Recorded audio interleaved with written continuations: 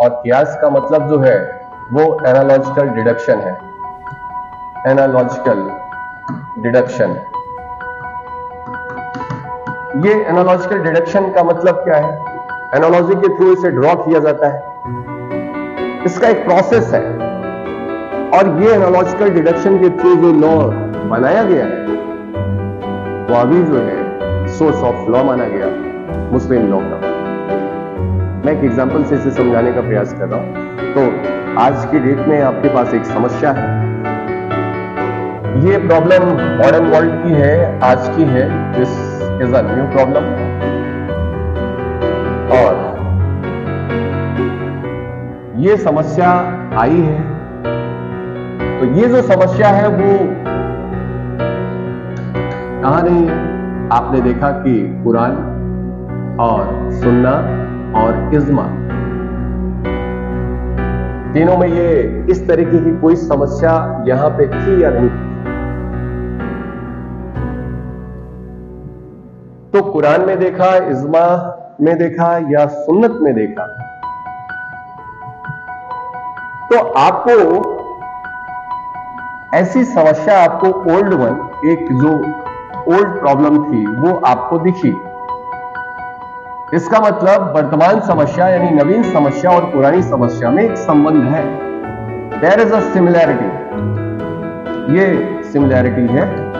इसका मतलब कि सबसे पहले यदि आपके पास कोई समस्या है तो उस समस्या को आप इस्टेब्लिश करोगे एक सिमिलैरिटी जो कि प्राचीन में थी,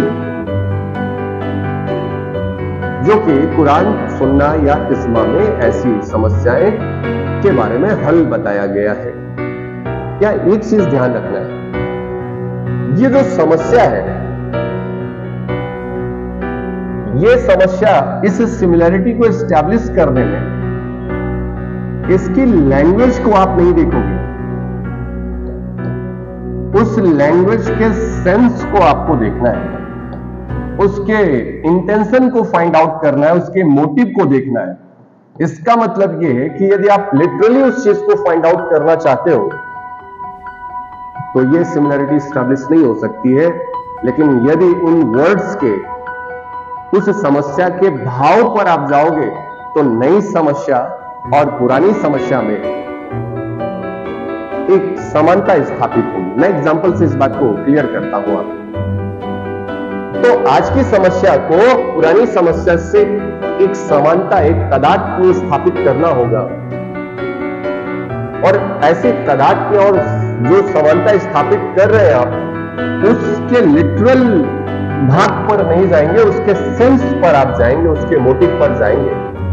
और यदि आपने ऐसी सिमिलरिटी को एस्टैब्लिश कर लिया तो ऐसा कुरान में, सुन्ना में या इज्मा में जो सॉल्यूशन बताया गया था उसी सॉल्यूशन को आप यहां पे लागू कर देंगे, अप्लाई कर देंगे। मैं आपसे क्या बताना चाह रहा हूं कि कियास शब्द जो है, कियास उन्हीं को अप्लाई करता है जो कि टेक्स्ट में ऑलरेडी बताए गए हैं।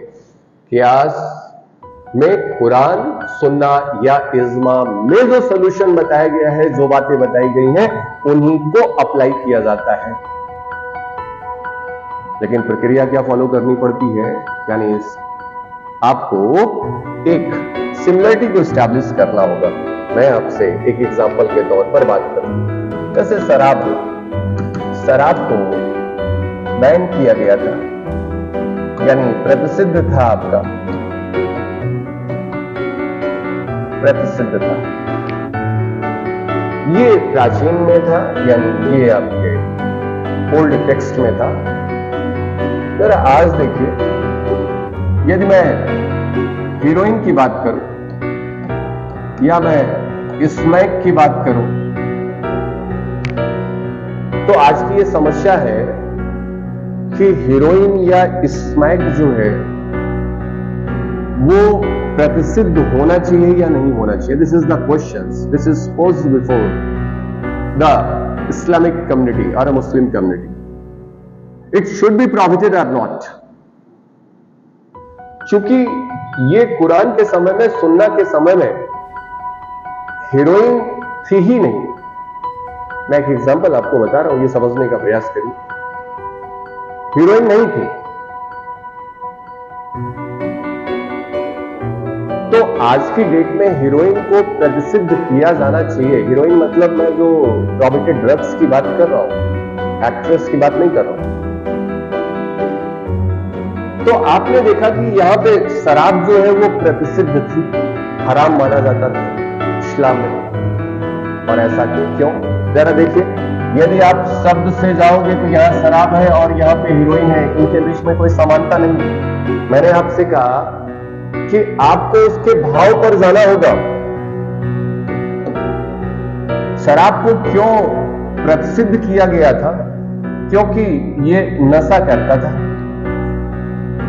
इसका मतलब वो हर चीज जो नशा करे वो प्रसिद्ध होगी। और हीरोइन जो है वो क्या पैदा करती है? नशा पैदा करती है। आपने देखा यहां नशा और यहां पे नशा, दोनों में समानता है या नहीं है? आपने समानता स्थापित कर ली। लेकिन यदि आप इसके शब्दों पर जाते तो शब्द जो है वो अलग है। मैं आपसे कह रहा हूं कि आपको शब्द को नहीं देखना है, यानी लिटरल इंटरप्रिटेशन नहीं करना है, उसके भाव को देखना है। यानी यहां पे शराब को क्यों प्रसिद्ध किया गया? क्योंकि वो नशा करती थी, इंटॉक्सिकेशन करती थी। तो ऐसी हर चीज जो नशा पैदा करेगी वो इसके समान होगी। चूंकि ये यहां पे प्रसिद्ध है, जो नशा कर रहा है वो प्रसिद्ध है, तो यहां पे भी जो नशा करेगा वो प्रसिद्ध होगा। यानी यहां पे जो सोल्यूशन था वही सोल्यूशन हमने यहां पे लगा दिया। और यहां पे ये बातें जो सॉल्व हुई हैं वो कैसे हुई हैं? जो आपके ओल्ड टेक्स्ट में जो बातें की गई हैं, यानी जो टेक्स्ट में बातें बताई गई हैं। तो कियास क्या है? कियास एनालॉजिकल डिडक्शन है। कहां से डिड्यूस किया जा रहा है? कुरान से, सुन्ना से या इज्मा से। यानी वहां पे जो सॉल्यूशन बताया गया है तो पहले नई और पुरानी समस्याओं में तादाद स्थापित करेंगे। यदि उसमें सिमिलरिटी स्टैब्लिश हो गई तो जो कुरान में, सुन्ना में, इज्मा में उसके लिए सॉल्यूशन बताया गया था, उसी सॉल्यूशन को यहां पे अप्लाई कर दिया जाएगा और यही आपका कियास कहलाता है। तो ये बातें आपको समझ में आई हो, वीडियो अच्छी लगी हो तो शेयर करिएगा, सब्सक्राइब करिएगा। और भी हम लोग मॉडर्न सोर्स यानी सेकेंडरी सोर्स के बारे में मुस्लिम लॉ के आगे नेक्स्ट लेक्चर में आपको लेके आऊंगा। वीडियो अच्छी लगी हो तो लाइक करिए, शेयर करिए, सब्सक्राइब करिए। Thank you.